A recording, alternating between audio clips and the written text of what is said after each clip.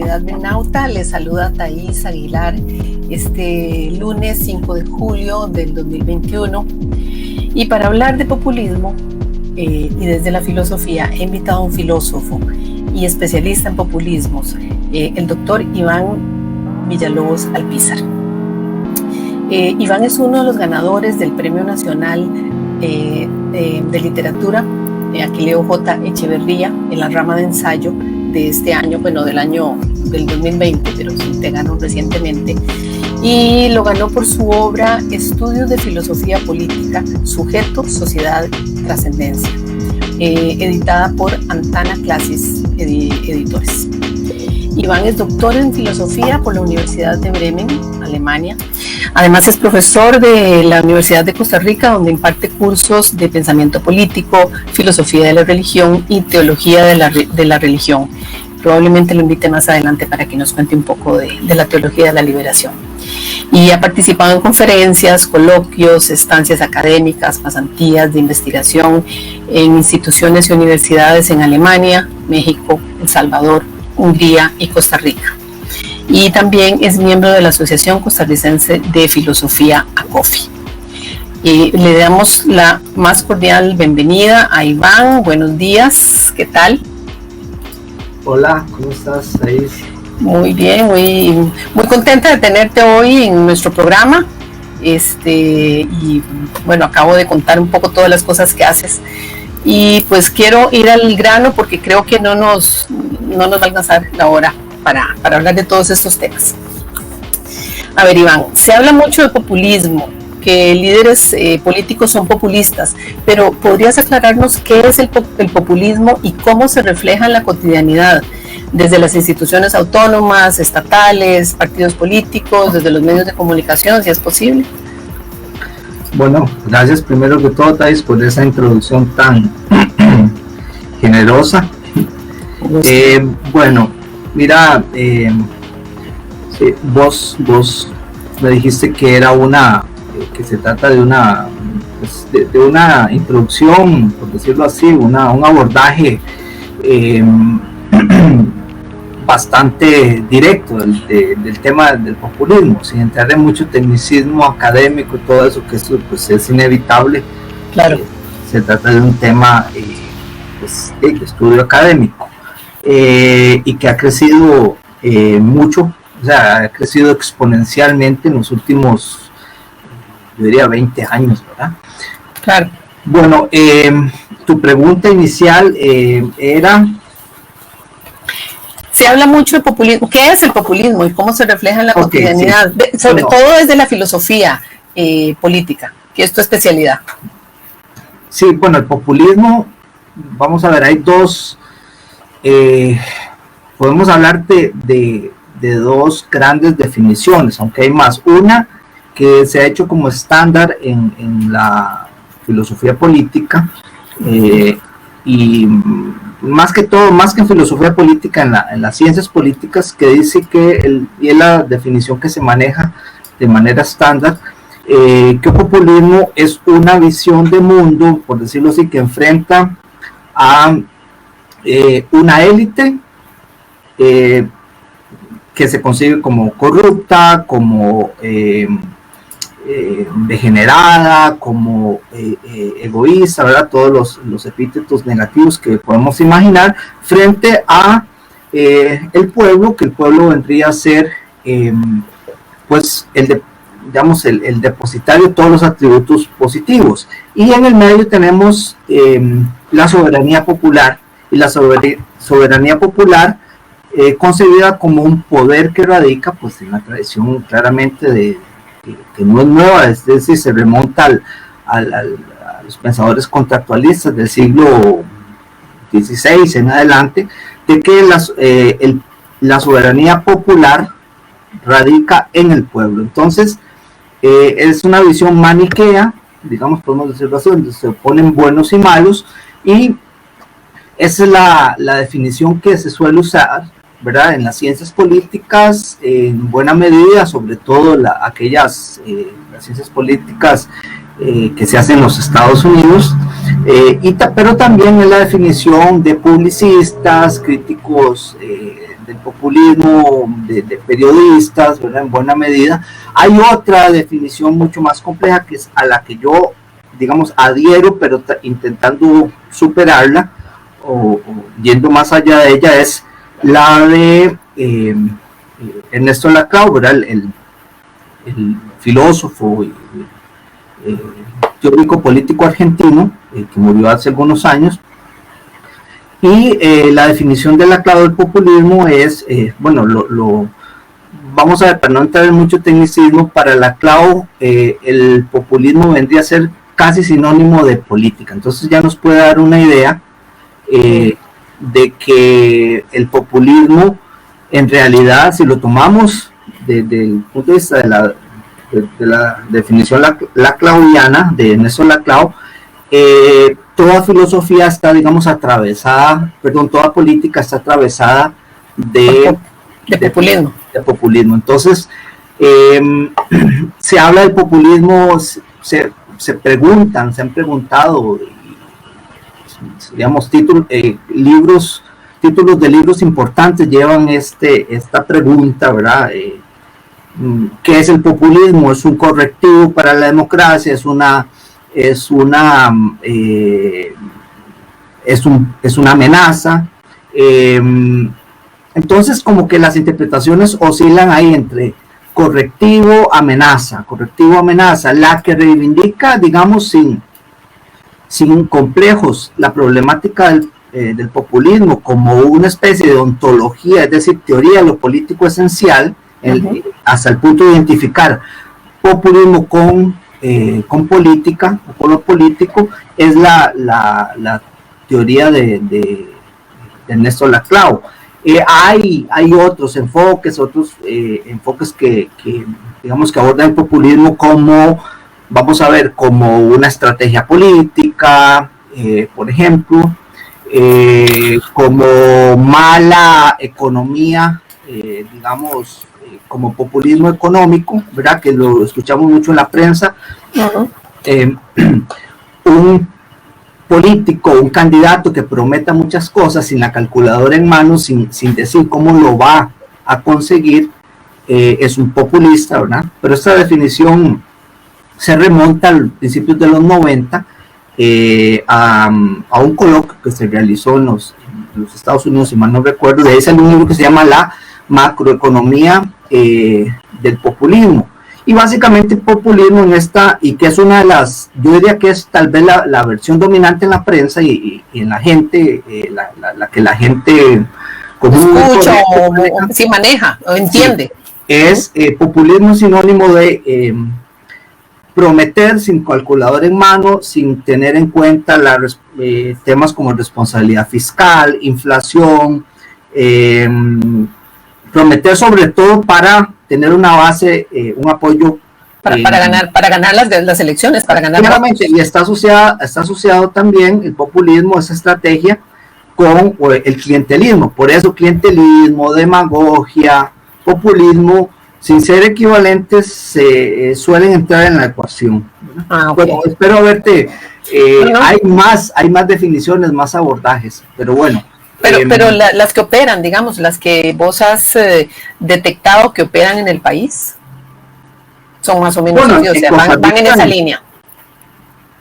En Costa Rica, bueno, en la academia, pues sí, estudiamos a Laclau, se estudia un poco menos a los que acuñaron esa otra concepción del populismo como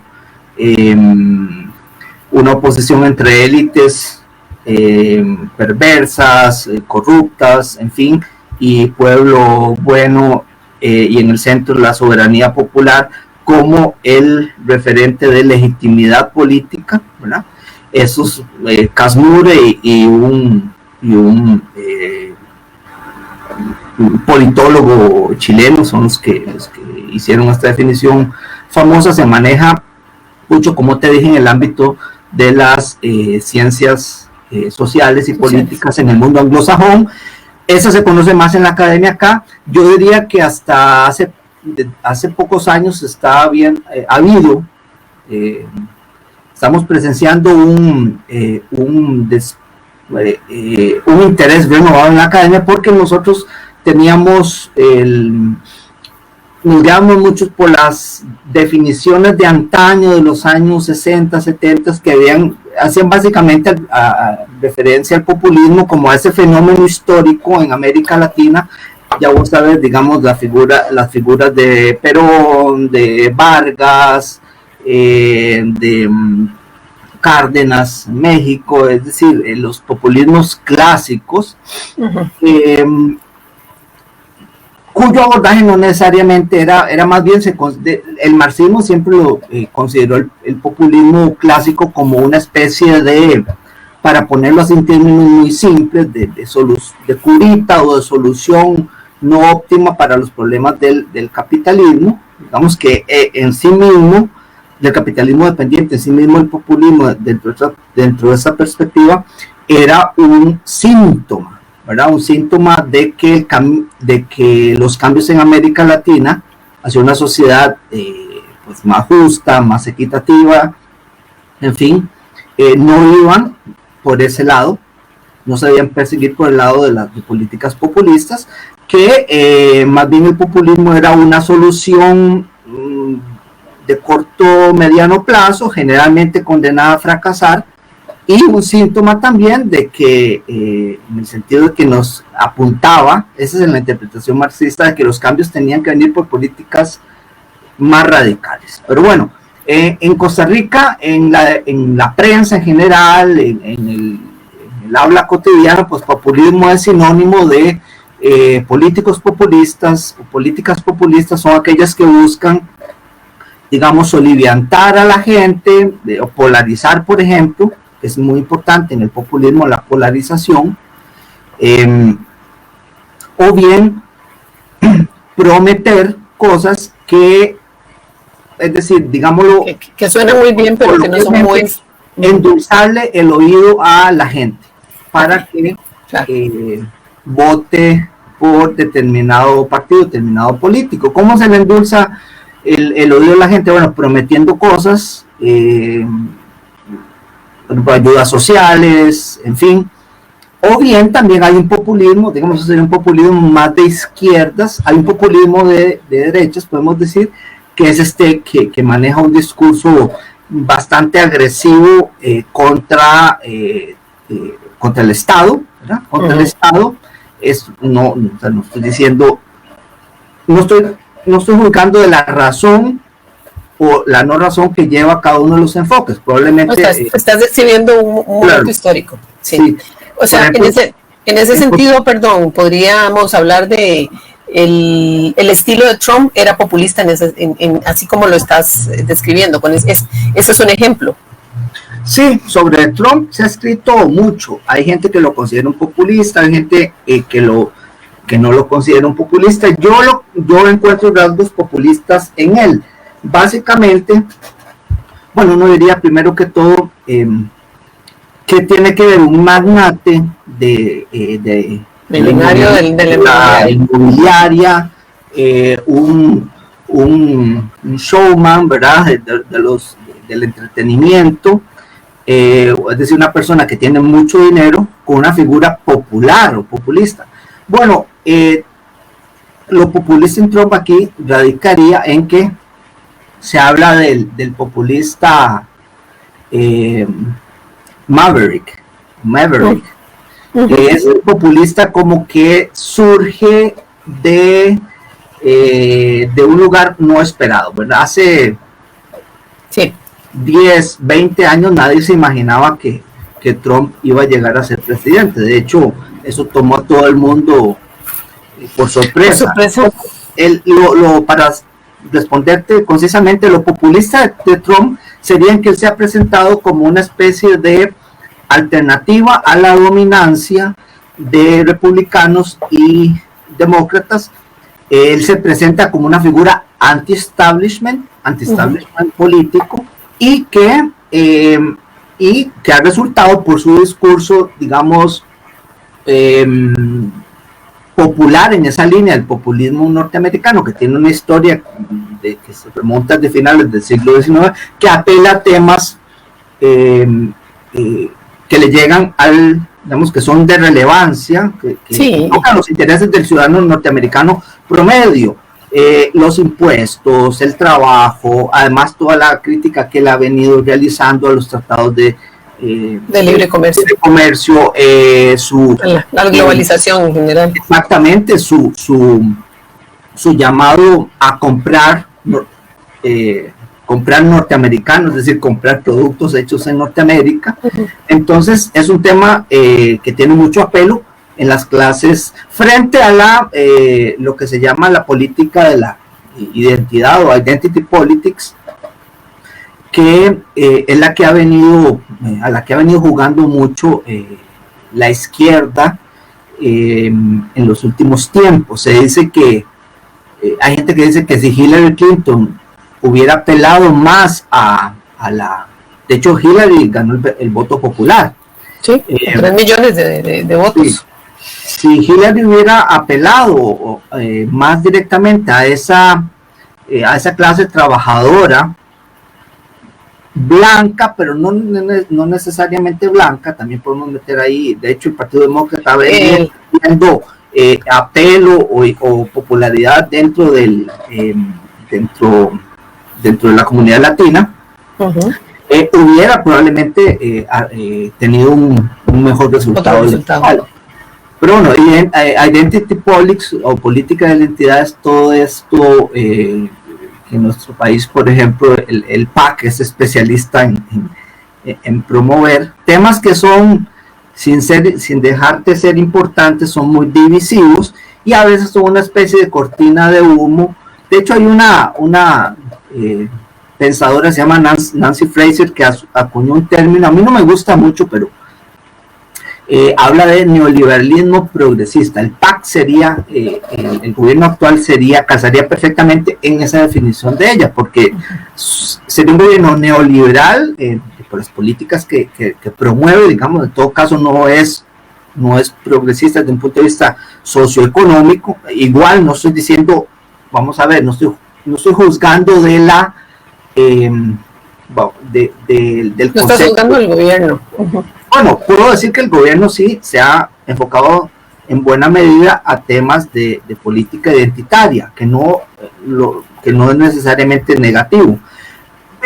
A lo que voy es que a mí no me gusta el concepto neoliberalismo progresista, pero digamos desde la izquierda sí se lee claramente, por ejemplo, la ley de empleo público impulsada por el gobierno, el préstamo con, digamos, negociación con organismos financieros internacionales, en fin, y como claros signos de un gobierno que es todo menos popular o de izquierdas, digamos.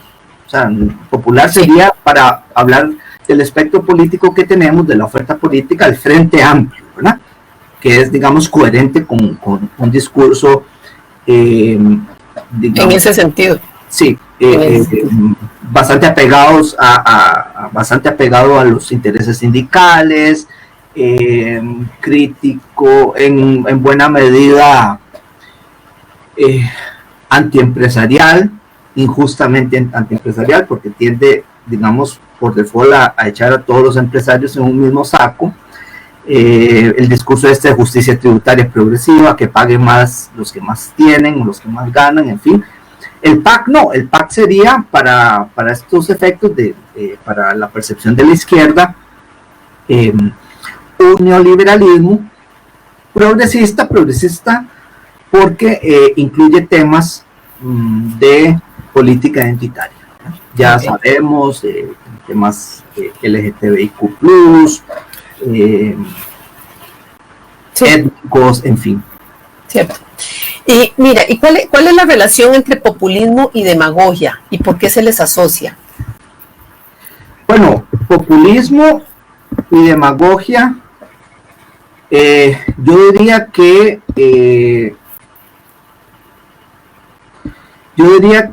bueno, obviamente no son sinónimos, pero van de la mano, ¿no? Van de la mano porque la demagogia, si lo entendemos como una forma de conducir a la gente para que tome decisiones en favor de cierto grupo político, de cierto partido, con un discurso que suena bien, insisto, endulzándole el oído a la gente, pues eso es demagogia, eso es lo que tenemos por demagogia, alguien que es un discurso retórico en el sentido de que, en un sentido amplio, entendido ampliamente la palabra, o sea, que suena bien, que gusta a la gente. Lo que no me gusta a mí lo que no me gusta del concepto de demagogia es que, o de la noción de demagogia, es que supone que los ciudadanos son de alguna forma menores de edad intelectuales y que uno puede, digamos, conducirlos como si fueran niños, ¿verdad? De pecho, ¿verdad? Por determinado camino. Entonces a mí el identificar populismo y demagogia me parece que no es correcto. No. Sí podemos pensar que a nivel del estilo populista, porque también es se estudia el populismo como un estilo político, pues obviamente es un estilo demagógico, en el sentido de que el político populista suele echar mano, o tiene que echar mano de su mejor arsenal retórico para atraer votantes, simpatizantes, para ganar, para posicionarse, para ganar popularidad. En ese sentido, pues Trump era bastante exitoso, una persona que sabía llegarle con su discurso, con su estilo, a las masas. Pero entonces, para responderte concisamente, hay una relación entre el estilo populista y la demagogia. Podemos decir que el estilo populista es, entre otras cosas, demagógico, en el sentido que es hecha mano de herramientas retóricas para ganar seguidores, para ganar apoyo, pero que el populismo no se puede reducir a la demagogia. Es un fenómeno mucho más complejo, ¿verdad? Claro. Y bueno, parte de todo este discurso que nos embarga y que nos inunda alrededor del populismo, está bueno, es una observación mía, la satanización de los consensos, que creo que además tiene una especial, digamos, una especial crítica por parte de la población costarricense. Creo que hemos perdido la noción de que los consensos son necesarios y son fundamentales en política. Y entonces estamos viviendo una satanización de los consensos. ¿Cuándo se instaló esa idea de que consensuar es un signo de debilidad? Porque se cree que consensuar es un signo de debilidad, cuando realmente es todo lo contrario. Y no sé si estás de acuerdo conmigo en esa percepción. No, para nada. Ahora bien, que la política se reduzca a consensos, que el consenso sea un fin a toda costa, ahí sí es un poco problemático. De hecho, la crítica que hace Laclau y Chantal Mouffe, la pareja Laclau-Chantal Mouffe, Mouffe todavía vive, fue la pareja de Ernesto Laclau por mucho tiempo, era precisamente a la reducción de la política a la búsqueda de consensos. Yo diría que los consensos son muy importantes, pero no pueden ser un fin a toda costa, porque el problema es que si el consenso es el fin, si se supone de antemano que vamos a llegar a un consenso y que el consenso, vamos a ver, se va a conseguir como digamos, por cualquier medio, entonces corremos el peligro de minimizar las contradicciones, los conflictos sociales, y que los consensos no sean más que, para decirlo popularmente, un plato de habas, ¿verdad? un plato de babas. Por eso es que en Costa Rica muchas veces la gente desconfía de los consensos. Somos un país con una cultura política muy consensual, pero la gente no deja de desconfiar de los consensos porque, y eso es un signo, digamos, un síntoma peligroso, ¿verdad? Porque se considera que los consensos en realidad son, digamos, son superficiales, no atacan los problemas de raíz.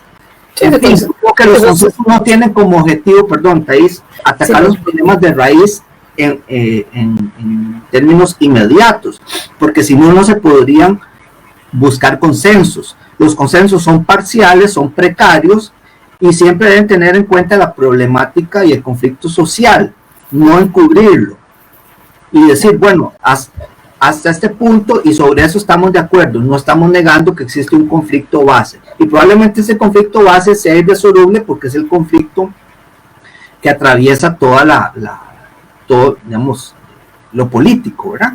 La convivencia social en sí es conflictiva y es imposible llegar a una sociedad. Eso es también la teoría de Laclau, a la que yo adhiero, criticándola o intentando ir más allá. Lo esencial de lo político es el conflicto, el antagonismo, para ponerlo en términos más precisos.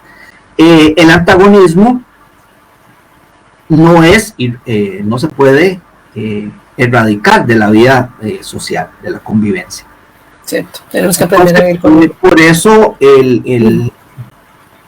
la teoría de Laclau obviamente está en contra de soluciones utópicas, maximalistas, sean de izquierda, sea de derecha, provenga de donde provenga. Exactamente.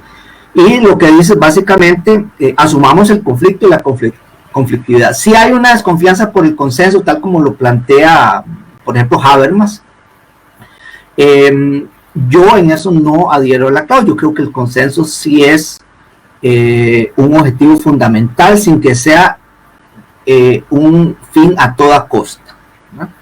Porque el problema es que cuando se convierte el consenso en un fin a toda costa, normalmente es pagando un alto precio, que es llegando a consensos que son básicamente perezosos, superficiales, para salir del paso, y que lo que hacen es, digamos, más bien sumar al descontento social, porque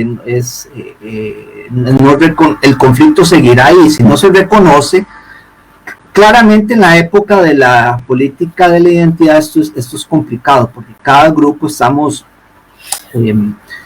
viviendo en tribalismos muy peligrosos desde mi punto de vista para la convivencia social. Cada grupo está aferrado a su posición, se aferra a una demanda de reconocimiento a toda costa, inmediata, y que no está dispuesta a supeditar, ni siquiera a menudo a articular con otras demandas, lo cual es una contradicción performativa, digamos, con el presupuesto de la interseccionalidad.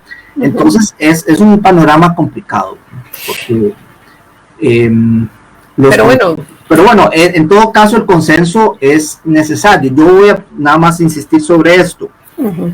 En Costa Rica, creo yo, tenemos una concepción de la política como una especie de, vamos a ver, en la Asamblea Legislativa, el diputado que más llama la atención, el diputado que más popular se hace, es a veces el diputado más vociferante, más conflictivo, ¿no? Sí, más irreverente.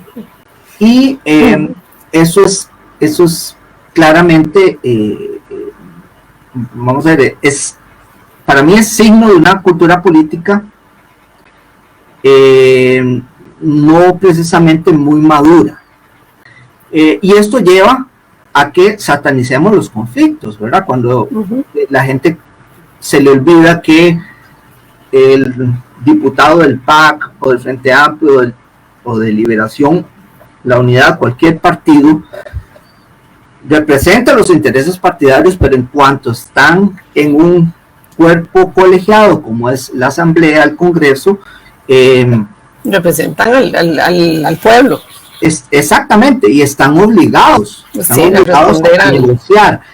Claro. Desde afuera la gente no entiende eso, entonces es muy fácil que muchas veces sean catalogados de traidores, de vendidos, de tránsfugas. El más recalcitrante, el más, digamos, intolerante, el más, por ejemplo, Otón Solís, una figura bastante lamentable de la política nacional, resultan muchas veces los más populares, porque la gente dice, este es el buen diputado, este es el buen político, el que no está dispuesto a negociar. Y es obviamente asumir una concepción de la política moralista o moralizante. La política no tiene que ver con posesión, primero fundamentalmente no tiene que ver con eso. A la hora de yo candidatearme como diputado por un partido, yo sé que represento y de llegar a la Asamblea Legislativa, sé que voy representando los intereses del partido, de la fracción, pero que me siento y esa ley de un cuerpo colegiado del Parlamento con representantes de toda la sociedad costarricense. Se supone que ahí están, digamos, todas las fuerzas políticas, o deberían estar todas las fuerzas políticas representadas. Entonces, yo llego ahí no para hacer berrinches, sino para negociar, para buscar acuerdos, y yo pienso que la mayor parte de los diputados lo hacen. Lo que pasa es que a muchos les interesa vender esta idea el que es incorruptible, ¿verdad? El que no negocia, el que no, sí, no cede. El inflexible, sí, cierto. Pero es muy, muy interesante tu visión de lo que nos contabas de los grupos identitarios y lo que demandan en las sociedades, que eso es un poco, también por ahí van muchos tiros, por decirlo así, de algunos de los partidos políticos, de pelear, digamos, contra derechos adquiridos, digamos, de esos sectores de población, ¿verdad? Tomando en cuenta la interseccionalidad. Y entonces, ¿cómo podemos, o sea, no sé, ¿cómo ves vos si en algún momento tendremos la madurez suficiente? Yo pienso que sí, para poder lidiar con todas esas diversidades, porque también es un proceso lento. Yo estoy escribiendo sobre el tema, Thais. ¿En serio? Sí, me interesa. Yo pienso que la política de la identidad que digamos, ha crecido, ha cobrado protagonismo, sobre todo en los últimos 10 años, 20 años, 15, 20 años, está haciendo estragos. La entiendo, ¿verdad? Pero está dañando el tejido convivencial y sobre todo la capacidad de llegar a acuerdos, aunque sean parciales, sobre la base de una discusión racional o por lo menos sensata, de buena fe, y lo que está a la orden del día es la cultura de la cancelación, o lo que llaman en Estados Unidos el name calling, ¿verdad? Que en lugar de discutir con alguien, es decir, pueden haber momentos para el name calling, es decir, name calling es decirle, es el nivel más bajo de la argumentación, decirle a alguien, usted es un reaccionario, usted es un... Es como ofender, digamos, es recurrir a la ofensa. Sí, exactamente, usted es un comunista, no argumentar, usted es un misógino, usted es bla, bla, bla, que es el name calling. Digamos, sí, no es...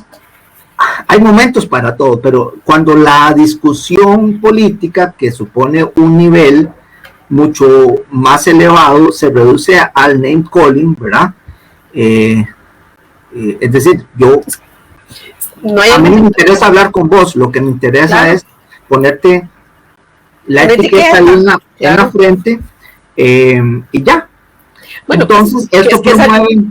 esa es la dinámica de las redes sociales. Sí, desgraciadamente, los linchamientos, la cancelación, la difamación, la amenaza. La amenaza, sí, se destruyen reputaciones, y una vez que ya se dice algo, el mal está hecho, ¿verdad? Entonces, sí. Ahora bien, es la realidad de nuestro mundo, las redes sociales que duda cabe han potenciado han calzado como anillo al dedo para la política identitaria, que por lo demás, si uno se pone a ver, la mayor parte de la gente es ajena a eso, costarricense de a pie, pero muchas veces creemos que el mundo de las redes sociales es sí. El mundo. Sí, no lo es, eso es una burbuja, es como un mundo paralelo. Entonces, cuando termine el libro y si me invitas otra vez, yo te puedo hablar. Yo, digamos, sí, no soy muy optimista con respecto a la posibilidad de salirnos de esa, de la toxicidad de la cultura de la cancelación, de la política, de lo negativo. Como te digo, yo pienso que hay aspectos muy comprensibles de la política identitaria, pero yo me enfoco en los aspectos más negativos, precisamente porque son los que hay que denunciar. Claro. Que no se puede decir todo está bien con esto, no está en peligro una moral convivencial, está en peligro la libertad de expresión, está en peligro en buena medida las universidades ya están comenzando a ver los efectos de eso. Sí, hay un backlash, un culatazo frente a esta política identitaria inquisitorial en muchas partes del mundo desarrollado, Estados Unidos, Inglaterra, por ejemplo, porque ya hay mucha gente que está cansada de esto. Claramente hay que distinguir aquí de la posición conservadora más rancia que dice, bueno, política identitaria no tiene ninguna validez, ¿no? La política se reduce a los temas clásicos de economía, salud, educación, desempleo, impuestos. Pues no, son temas que llegaron para quedarse, temas de identitarios sexuales, étnicos, de la diversidad sexual, étnicos, desde muchas poblaciones culturales en general, por eso se habla de guerras culturales, pero sí está haciendo mucho daño. Yo pienso que tenemos que levantar la voz frente a esto sin temor y denunciarlo de la mejor manera posible, viendo los aspectos positivos que pueda tener la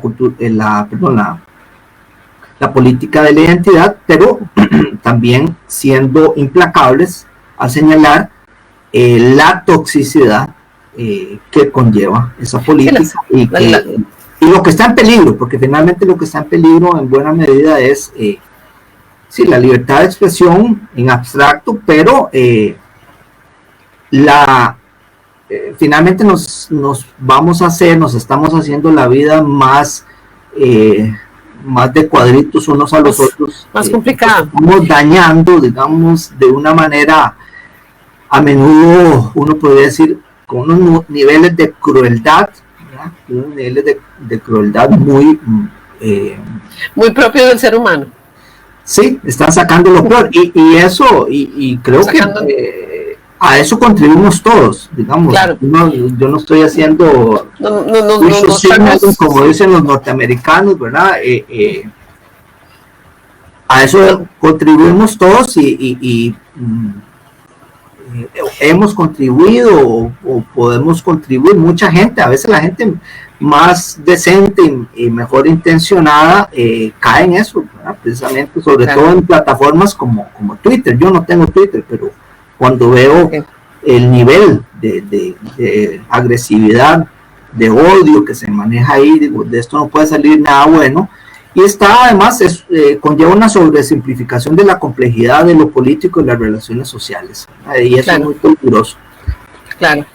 No, definitivamente cuando esté tu libro listo, lo leeré y haremos un programa de eso, porque es un tema que me interesa mucho y que además creo que tenemos que instruirnos mucho, porque en realidad creo que lo vemos por ahí, pero no todas las personas lo detectan, y la idea pues del programa es un poco traer ese tipo de temas que por lo general son tomados muy a la ligera en los medios de comunicación, en las discusiones a través de redes sociales especialmente. Y quería preguntarte, ¿qué consejo le darías a un político o a una política para no caer en esos discursos populistas? ¿Cómo manejar? Porque la tentación es muy grande, especialmente ahora. Uh-huh. Bueno, yo soy de la idea de que el populismo es de alguna forma una característica transversal a lo político. Entonces, en ese sentido, no creo que nadie pueda, es más, si alguien quiere sustraerse de eso. Si alguien quiere tener éxito en política, tiene que agitar, tiene que asumir una posición confrontativa. Uh-huh. Lo que sucede en la democracia, las democracias liberales, procedimentales, electorales, Costa Rica es una de ellas, es que hemos inventado mecanismos para al final del día, al final de la confrontación, vamos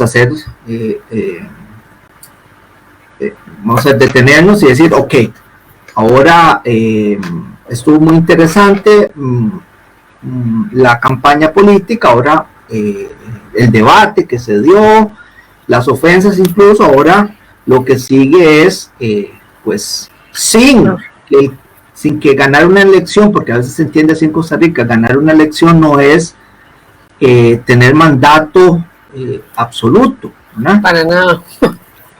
Ganar una elección simplemente es tener básicamente el ejecutivo por 4 años, ¿no? Sí. Y enfrentarse casi siempre a un parlamento o una asamblea dividida, muy fraccionada, sí, que no es necesariamente negativo, pero en todo caso esto se supone que están reflejadas todas las ideas, todas las posiciones, todos los puntos de vista, la diversidad de la sociedad costarricense, idealmente. Eso es otro tema que habría que abordar. Yo no estoy en capacidad de eso. La reforma para la elección de diputados. Sé que personas como Abril Gordienko y otras personas están en esto desde hace mucho, y yo pienso que es esencial reformar el sistema que tenemos para elegir diputados. Pero bueno, entonces las sociedades, las democráticas como la nuestra, imperfectas como todas las sociedades, como todas las democracias, hemos creado sus mecanismos para, ok, la libertad de expresión de por medio, díganse lo que quieran, ¿verdad? Aun cuando duela, debatan ideas, si es posible mantengan el nivel alto, pero bueno, está la cancha abierta para que se ventilen casos de corrupción. La política sabemos que no es un convento de monjas, la política es cruel, y el que se mete a política, más en el mundo actual de las redes sociales, debe estar pues preparado, sí, debe tener una piel gruesa. Pero ok, ya tenemos el mecanismo para decidir la disputa, sin que esa disputa signifique que hay que el grupo o el partido ganador tiene vía libre para hacer y deshacer lo que quiere, para ignorar las reivindicaciones del bando opuesto, las críticas del bando opuesto, peor aún para marginalizarlo o ningunearlo, ¿no? Por eso, antes que la democracia, es más importante la idea de república en el sentido liberal político, ¿verdad? Es decir, un mandato político no da derecho a perseguir una minoría, y a ningún grupo en realidad. Entonces, a lo que voy es que sí, el mecanismo que tenemos para decidir una contienda política son las elecciones. Okay. Eso o la guerra civil. Entonces, yo a la pregunta tuya es, ok, lo político, entendido en ese sentido amplio, como casi que una característica transversal a lo político, esencial, ineludible, insoslayable. Como te digo, también desde el punto de vista estratégico, un político que quiera tener éxito quiera tener éxito, tiene que ser confrontativo. En ese sentido, pues está, digamos, abrazando características del populismo bajo cualquiera de sus definiciones. Entonces, yo lo que pienso que lo ideal es, pues, que mantener dentro del debate, a pesar de la confrontación, cierto telos, por decirlo así, cierto fin, cierta tensión con una idea de sociedad común todo. Es decir, que no caigamos en polarizaciones absolutas que nos lleven a un punto, digamos, de inmovilidad. O sea, que no dividamos el espacio político en buenos y malos, porque eso es muy tentador. Es muy tentador. Entonces, los políticos, pienso que sin dejar de ser confrontativos, no tienen que ser un plato de babas. La política va de confrontación y es necesario confrontar. Deberían tener una obligación moral de no perder de vista que están hablando para todos los costarricenses. Vean que ¿qué es lo que hace un político? A excepción de Donald Trump, que no fue al traspaso de poderes a la toma de posesión de Biden. El político, el presidente electo, lo que hace al final de una elección más si ha sido conflictiva, polarizante, es hablar para todo el país, para todos los costarricenses, para todos los estadounidenses, para blancos, negros, amarillos, chinos, homosexuales, lesbianas, transgénero, heterosexuales, para todos los costarricenses, para toda la población. Entonces, eso es lo bonito y lo valioso de la democracia. Entonces, ese sería mi consejo, si es que alguien está oyendo. No, si nos están oyendo. Yo sé que te oye mucha gente, si algún político está oyendo. Bueno, y para ir cerrando, ¿qué podemos hacer para educar y enseñar a las actuales y futuras generaciones a manejar estas dinámicas del populismo, digamos, porque son inherentes o llegaron para quedarse, por lo que nos explicas, nos han acompañado por muchos años y en fin, y es la dinámica de la humanidad? ¿Cómo podemos aprender a manejar eso? O enseñarlo, pues, a que la gente no reaccione de esa manera tan maniquea. Mira, se habla mucho de la generación de cristal, ¿verdad? Uh-huh. La generación de cristal es esa, bueno, son los llamados millennials y la generación Z, que son los más jóvenes. Sí, que lo toman todo personal, que son incapaces de lidiar con el conflicto, con opiniones diversas, y que todo lo tienden a llevar a un plano lo personalizan, o bien lo convierten en una guerra cultural de buenos y malos, y que de paso les sirve mucho para canalizar toda su agresividad, ¿no? Es polarizar, ver el mundo en blanco y negro, que duda cabe que es sumamente, psicológicamente es muy, ¿cómo se llama? Muy productivo, ¿verdad? O sea, no simplifica la realidad hasta extremos estúpidos, y nos sirve para canalizar la agresividad, que es esencial a la vida social, y también para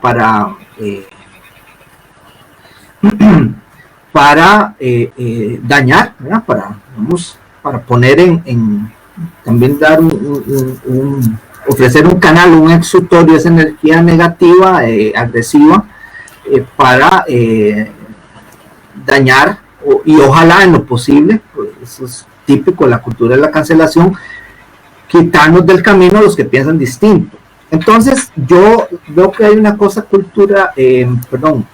generacional, que es esto que te estoy diciendo, es una generación mucho más mucho menos tolerante al conflicto, creo yo, a la diversidad en ese sentido. Y tenemos que partir de que el conflicto está ahí y que el conflicto somos parte del conflicto. Los seres humanos somos de por sí ya conflictivos. Es como nuestra gasolina, diría yo. Sí, y el conflicto, vamos a ver, lo peor aquí... En el buen sentido de la palabra.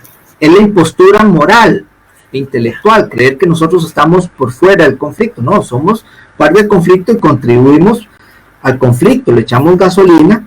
Entonces, si comenzamos por entender que el mundo es mucho más complejo de como yo creo que es, la otra vez estaba viendo un programa de este figura de la televisión y comediante Bill Maher en los Estados Unidos, que decía que los millennials o la generación Z piensa que no había nada antes de ellos. Entonces que usualmente vivimos el tiempo, ¿verdad?, entre antes de Cristo y después de Cristo. Ahorita hay que introducir una nueva categoría, que es el BY, que es before you. Entonces, antes de usted había un mundo, ¿verdad? Y ese mundo es complicado, ese mundo es problemático, ese mundo es conflictivo, siempre lo será, porque siempre ha sido así.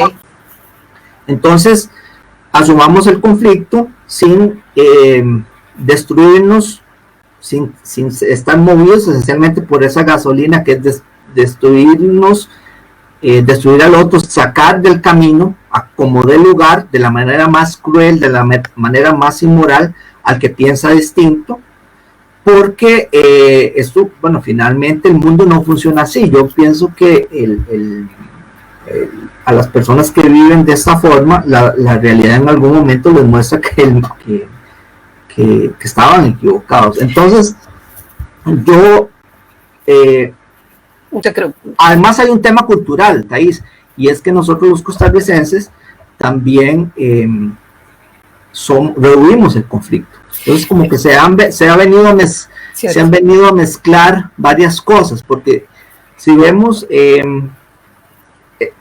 toda esta gente que esos guerreros de las guerras culturales, de redes sociales y demás, son sumamente beligerantes, pero soportan muy mal la crítica, ¿verdad? O el ataque cuando les toca, digamos, sufrir el ácido, por decirlo así, cuando se les devuelve, digamos, su discurso polarizante, en efecto, como un efecto boomerang. Entonces aquí también hay un tema, y entonces es inevitable caer en la impostura moral. ¿Sí? Yo soy superior que usted desde un punto de vista, moral. Entonces me salgo del lodo, ¿verdad? Y es muy fácil señalar y culpabilizar.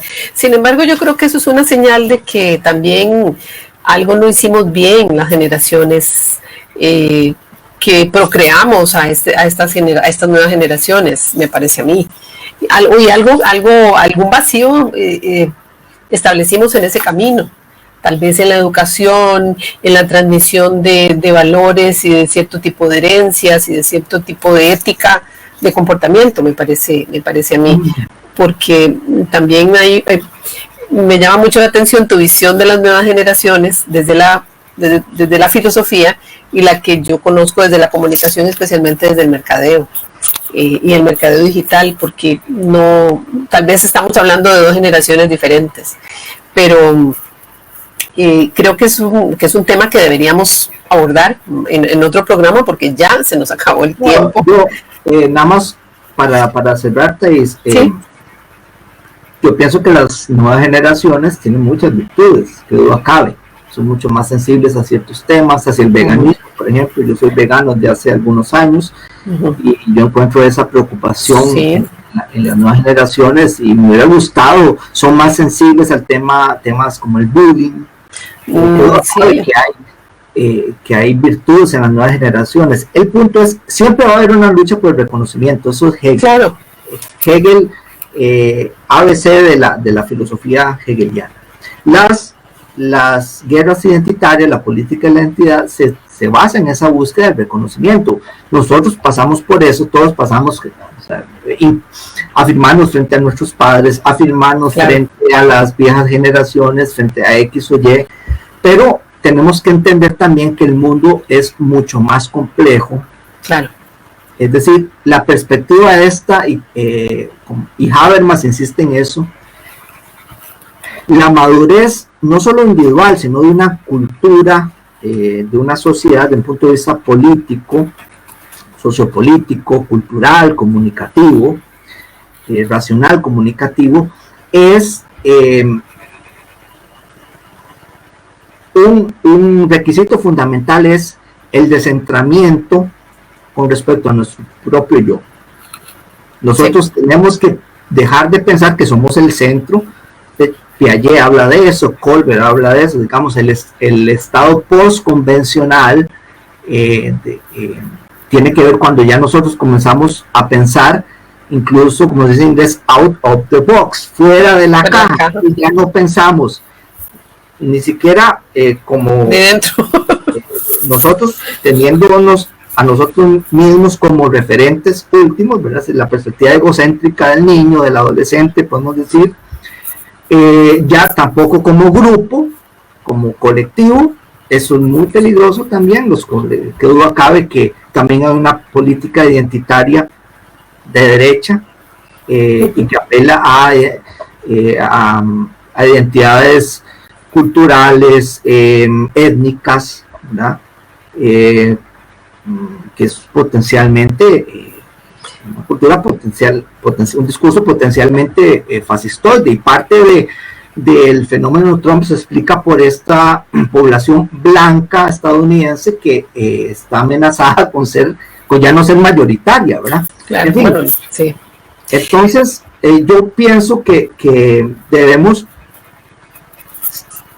lograr, no sé, un equilibrio. Estoy usando una palabra, un lugar común, un equilibrio, por ser, que hay que usarlo mejor, entre digamos, darle espacio a la búsqueda del reconocimiento, que es esencial a la cultura humana, incluso al proceso de maduración psicológica, pero nunca olvidar el nosotros y tratar de pensar que la madurez tiene que ver en buena medida, para utilizar esa palabra que a lo mejor no es muy agradable para mucha gente, con dejar de pensar egocéntricamente, es decir, pensar y incluso ir más allá y no pensar tampoco a partir del grupo, sino el ideal político humano para mí tiene que ver con alguien que piense de manera postconvencional, ya pensando más allá del grupo, sin que eso signifique dejar de ser parte de una sociedad. Claro. Entonces, eso sería mi consejo, si alguien quiere tomarlo. Bueno, te agradecemos mucho tu consejo. Ya nos hemos pasado 2 minutos, así que te agradezco muchísimo y prometo invitarte para hablar del tema de las identidades y las guerras culturales.